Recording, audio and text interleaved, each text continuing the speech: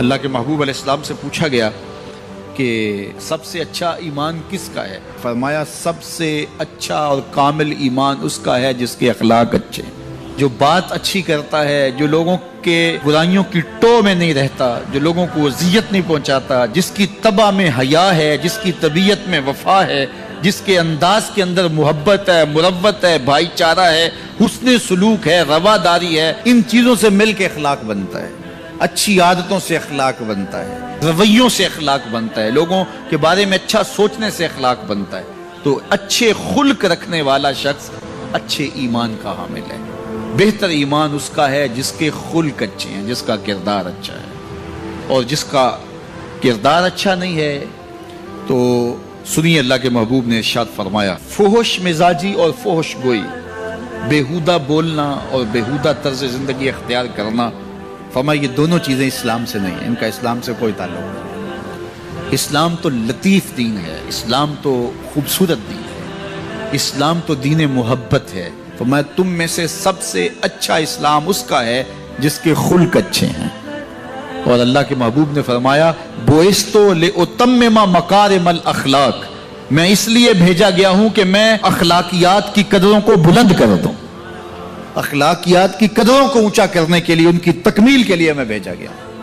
اور اللہ کے محبوب کے اخلاق ایسے ہیں کہ خود میرا رب کہتا ہے اِنَّكَ لَعَلَىٰ خُلُقٍ عَظِيمٍ، محبوب تیرے خلق عظیم ہے۔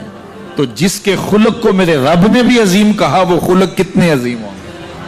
اللہ اکبر۔ حضرت سیدنا انس بن مالک رضی اللہ تعالیٰ عنہ فرماتے ہیں 10 سال میں نے حضور کی خدمت کی ہے، اور 10 سال میں ایک بار بھی ایسا نہیں ہوا کہ میرے حضور نے مجھے جھڑکا ہو۔ کیا محبت تھی، کیا پیار تھا، کیا خلق تھا۔ خلق اودے نے مولئی دنیا، خلق اودے نے مولئی دنیا، کوئی ورلائی جان بچاوے، آزم ایڈا سونا ماہی سنو کدرے نظر نہ۔ کچھ ان کے خلق نے، کچھ ان کے کردار نے کر لی مسخر ساری دنیا شہ ابرار نے۔ تو اچھے اخلاق کا حامل جب بندہ ہوگا اس کا ایمان کامل ہوگا اور اس کا ایمان اچھا ہوگا۔ تو نامہ اعمال میں جو عمل ڈالے جائیں گے، جو ترازو پہ میزان پر جو عمل ڈالے جائیں گے، سب سے وزنی عمل نماز نہیں ہوگا، روزہ نہیں ہوگا۔ سب سے وزنی عمل کون ہوگا؟ جو پلڑے کو جھکا دے گا، وہ حسن خلق ہے۔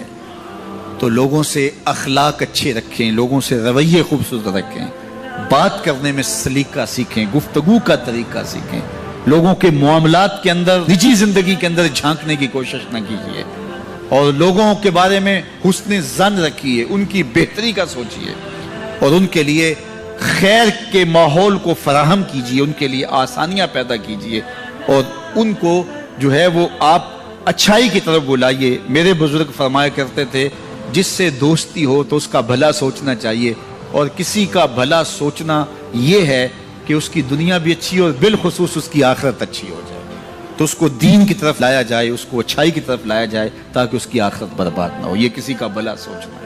تو اچھے اخلاق کا حامل شخص ہی ایک اچھا مسلمان ہوتا ہے۔ صوم و صلاۃ سے کوئی شخص نہیں پہچانا جاتا، یہ تو اس کا ذاتی معاملہ ہے۔ کسی شخص کی پہچان اس کے اخلاق سے ہے۔ نکاح کرنے کے حوالے سے بھی اللہ کے محبوب نے ہمیں جو رہنما اصول دیا، فرمایا جس کے اخلاق اور جس کا دین تمہیں پسند آ جائے اس سے اپنی بیٹی کا نکاح کرو۔ تو وہاں دولت دیکھنے کی تلقین نہیں کی گئی۔ اگر یہ قدریں ہوں گی ہماری ایک دوسرے سے جڑنے کی، ایک دوسرے سے قریب ہونے کی، رشتہ داریاں کرنے کی، تو پھر اچھا معاشرہ تشکیل پائے گا۔